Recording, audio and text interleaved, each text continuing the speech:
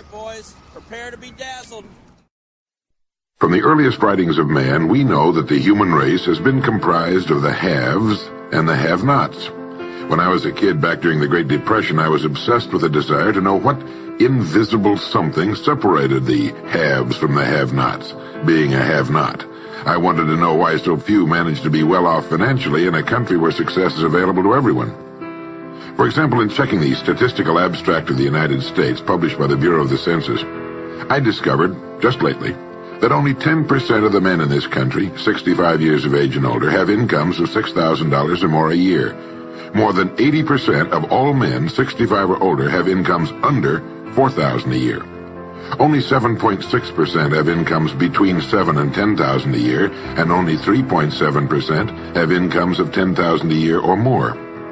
A man starts his working career in his 20s, often earlier. He's fortunate in that he lives in the free world. He has better than 40 years to make the grade financially in the richest country on earth. Yet, according to the statistics, only about 10 out of 100 will be financially secure by the time 65 rolls around, and only about 4 men out of 100 will be financially comfortable. Now, why? Well, let me tell you how to find out for yourself. Conduct your own survey. Start down the street in your neighborhood on any Saturday or Sunday and ask the man of every house 2 questions. The first question is, what are you doing at the present time to increase your income now? That is, how much do you want to earn? And when you've evaluated the blank stare you get in response to that question, ask question number 2, which goes, how much money are you planning to be worth at age 65? And when the silence becomes too unnerving, thank him and move on to the next house. Ask 50 men, 100, 1,000, until you're completely convinced that the reason men don't make more money during their working lives, and the reason men aren't financially independent by the time they're 65, is simply that they seldom, if ever, do any constructive thinking on either subject. It's that simple, unfortunately. The reason it's so easy to earn far more money than the average man earns in this country is that so very few, are going about it the right way. This is a race without enough contestants to bother about. The few who are really in the race can all be winners. Some will finish ahead of the others, but even the man who finishes last in this race will be financially secure. Most people, more than 90%, aren't even in the race. To prove it, ask yourself the 2 survey questions. Up until the time you started listening to this message, what were your plans for increasing your income? How much do you want to earn?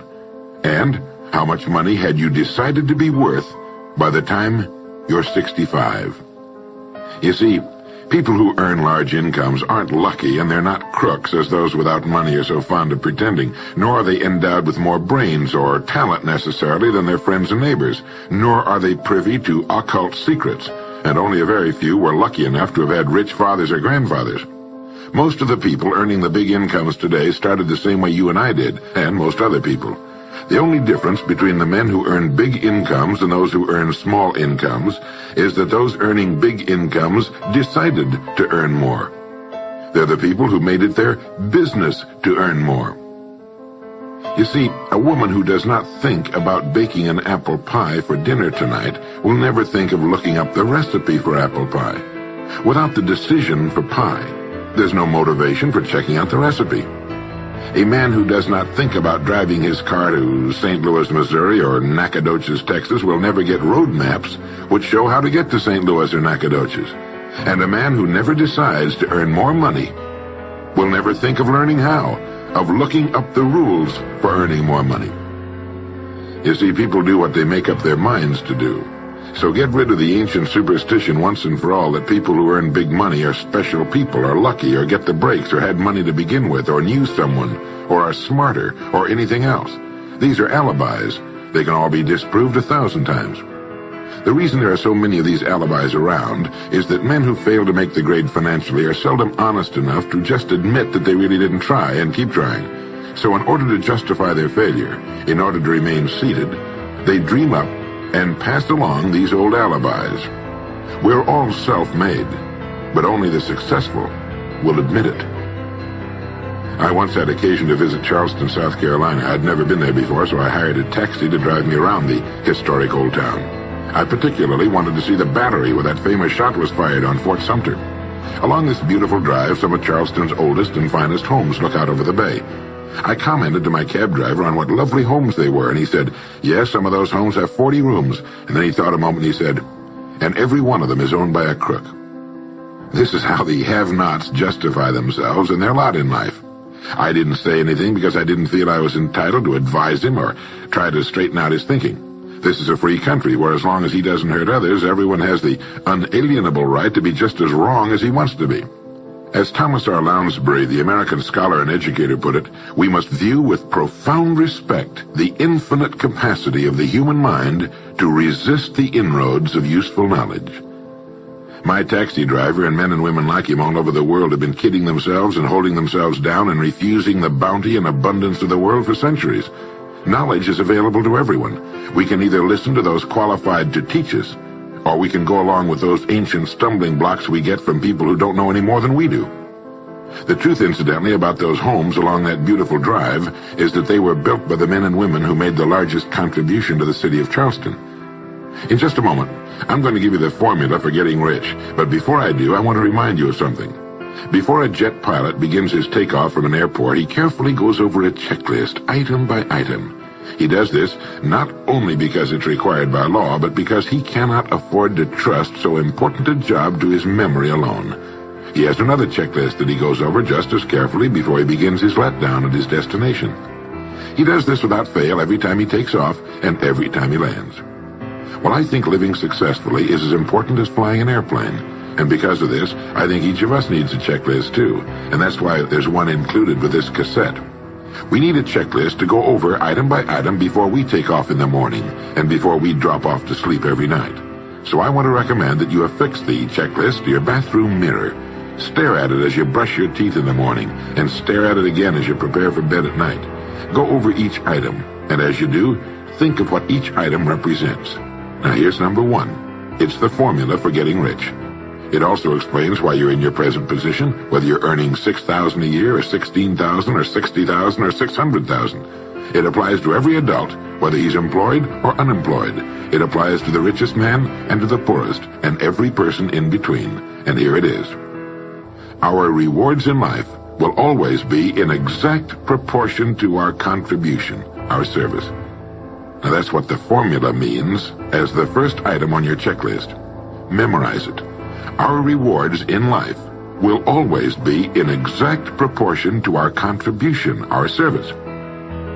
Listen to it, think about it until you know it emotionally as well as intellectually. It might give you some slight feeling of superiority to realize that there's probably not another man within a mile of where you live who knows it. You can add it as a question on your survey if you want proof of that.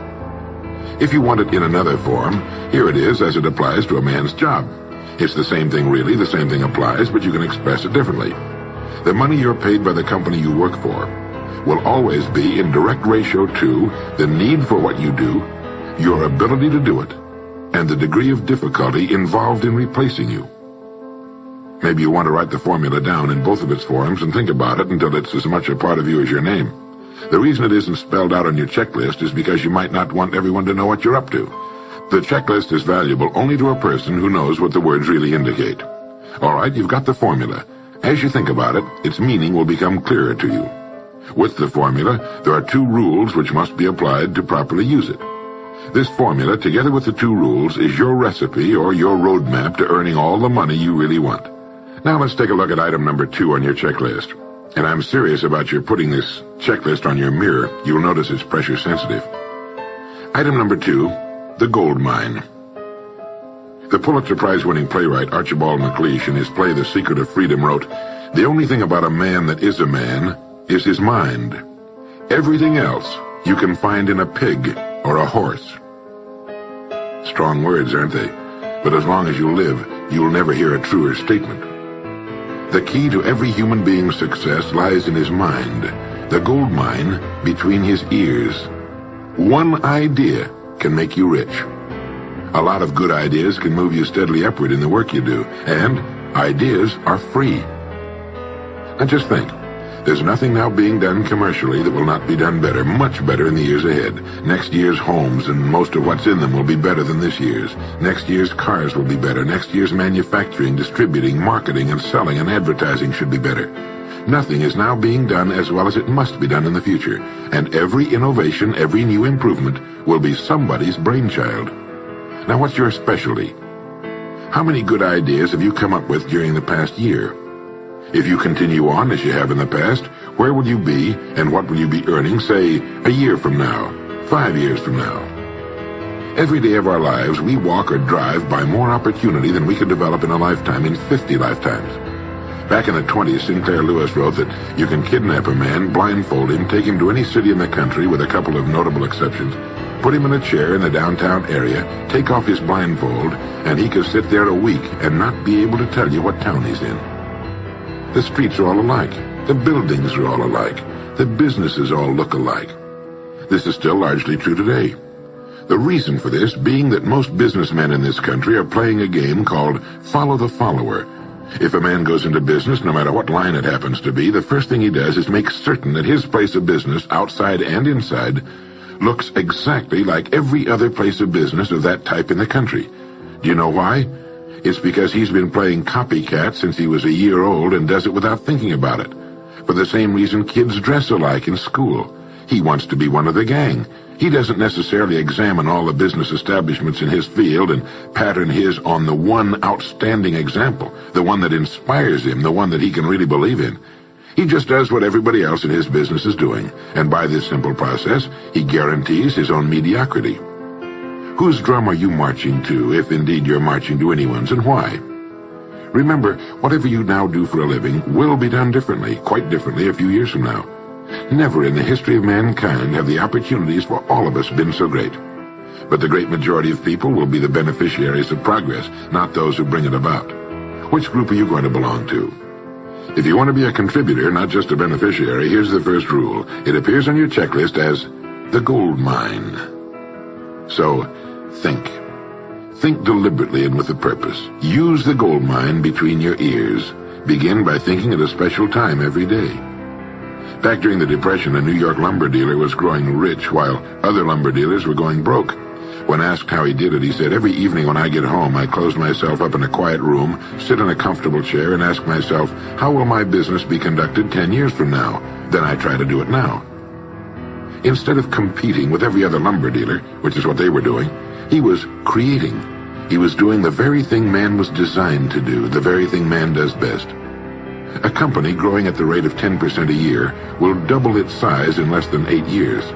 But a man can improve his effectiveness 50% or 100% a year or more. The experts tell us that every one of us has within him deep reservoirs of ability, even genius, that he habitually fails to use. Well, let's begin now to reach into these deep, rich areas of pure net profit and use more of our real abilities. Let's think. Here's the best way I've found to make yourself think. Start getting up a little earlier than you're accustomed to. Right off the bat, this gives you extra time that 95% of the men in this country are not using at all. 1 hour earlier a day gives you 6.5 extra 40-hour weeks a year. But at this time in the morning, take a refreshing shower, dress, get yourself a fresh, hot cup of coffee if you're a coffee man, and then sit down to a clean sheet of paper.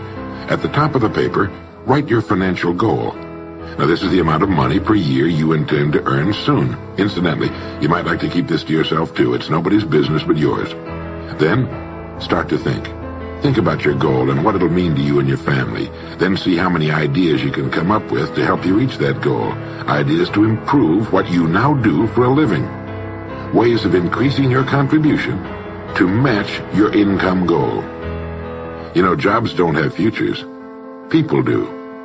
No matter what line of work you may be in, there is within it more than enough opportunity to last a lifetime. You don't have to think of brand new ideas or revolutionary new ways of doing things, although you well might come up with some. Think of ways of improving what is now being done. If you are to increase your income by the amount you specified, you must find ways of increasing your contribution, your service.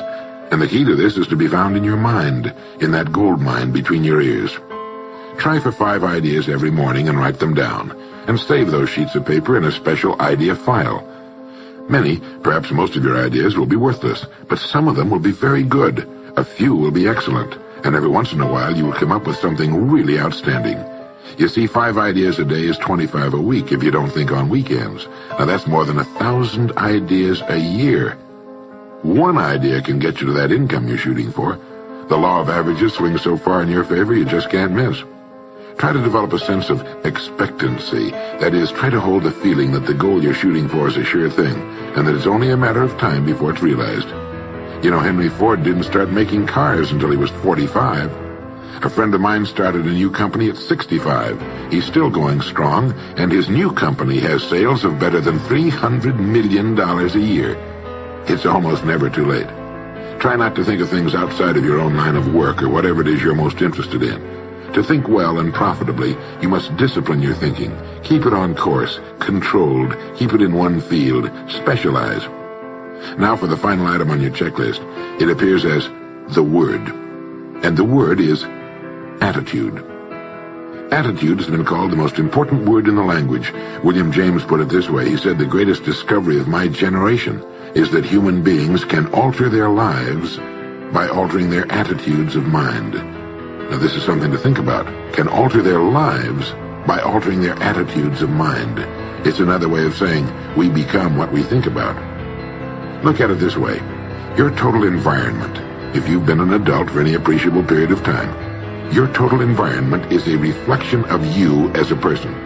The house and the neighborhood in which you live, the car you drive, the clothes you wear, the job you do, the people with whom you regularly associate.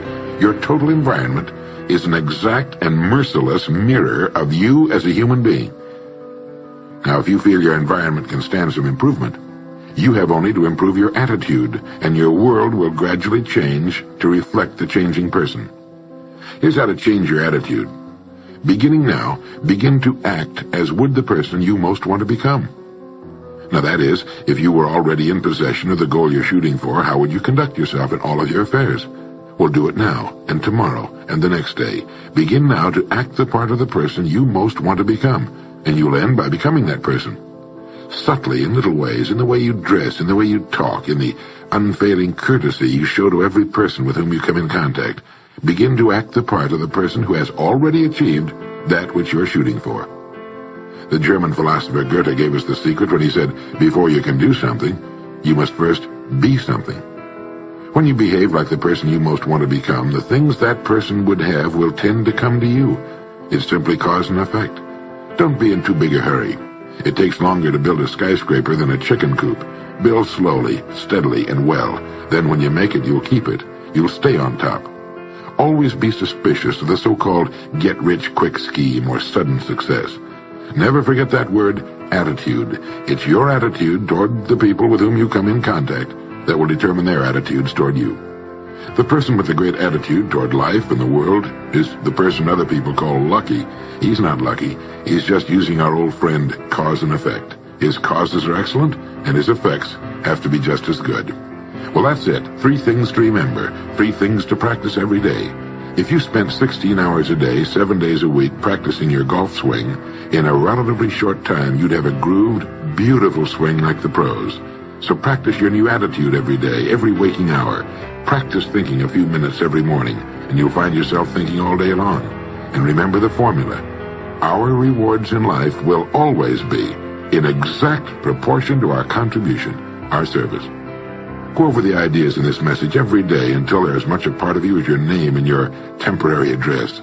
You'll notice that each time you listen, you'll hear something new. You'll get a new idea you failed to get before. This is Earl Nightingale, and thank you.